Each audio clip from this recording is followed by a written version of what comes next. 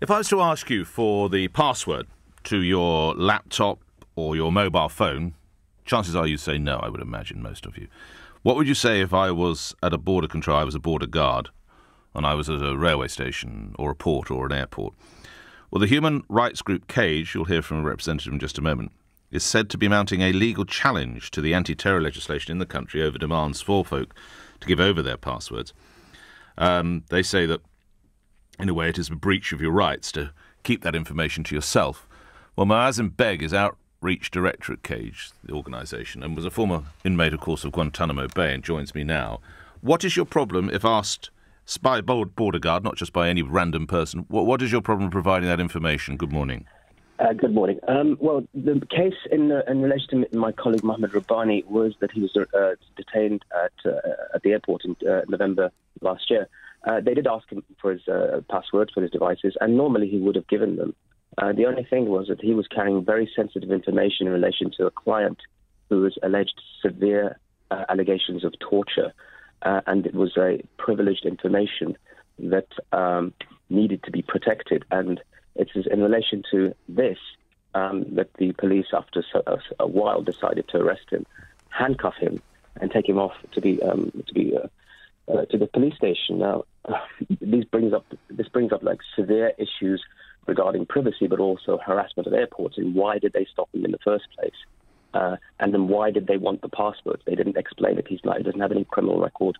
They did say to him that you're not wanted for anything at all. This is not a criminal investigation. This is simply in relation to the powers of Schedule 7 that we are asking for your passwords, and you're required to give them.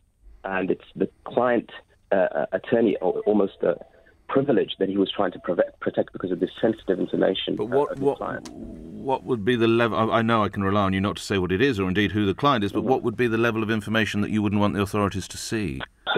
It's essentially allegations that authorities, and I won't say which authorities, but authorities have been complicit in the torture of individuals, serious torture of individuals. Now, as being an organisation that's been involved in and holding governments to account for complicity in torture, including my own case, I know that governments do take part in torture, waterboarding and so forth. And even Donald Trump recently said that I believe that torture works and he would have used it. So it is across the board. Torture is a very real live thing taking place, and it's that we're trying to protect for our clients. So your colleague has in the past handed over passwords, has he?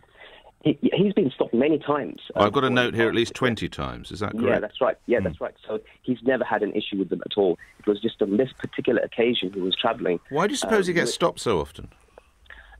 Well, actually, to be honest with you, I think 88% of Schedule 7 stops are for people from ethnic and minority groups, and the largest number of those are Muslim. So it's common. Almost everybody in our office who travels... Does every stop get recorded? That is to say... because then it starts to feed on itself, doesn't it? It's a self-fulfilling prophecy. If this fella gets stopped, his name comes up. Right, we stopped him 10 times last year. We better stop him this year. Does it always get recorded? What he says is that it's every other stop. So it's not necessary that you get stopped every single time, but it becomes a recurrence. Yeah. I mean, I've been stopped before in the past when I'm returning from the European Parliament, giving evidence on in a case. I'd been stopped and asked questions. So just to clarify, in most instances, unless your laptop possessed client-sensitive material, you would agree in supplying the password to the authorities?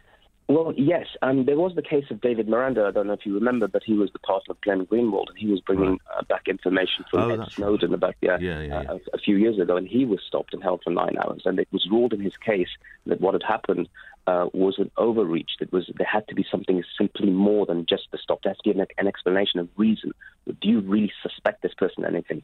And in the case of my client, and in the case of David Miranda, there were no suspicions. The police admitted that there is no suspicion. We're just using this power, and essentially here is the overreach of the power. But under normal circumstances, if you can be satisfied as to, and I'm a border agent, and I come up with a compelling case as to why I need access to your mobile phone or your laptop, unless there's sensitive material, you would agree with it? Well, yes. I mean, the whole thing about this essentially is how do they determine this? And what we're saying is much of this is overreach because they're not understanding the limits of their powers. And now people are going to begin to call after this case because essentially my colleague now has to return to the police station in a couple of days to see whether they're going to charge him with a crime, and he could end up going to prison for this. And he's quite prepared to, because it's a matter of principle. And so this is extremely important to people who are lawyers, journalists, human rights workers, and so forth, because they could all fall foul of this. Thanks for your time, Moazzam Begg. You're an outreach director at Cage.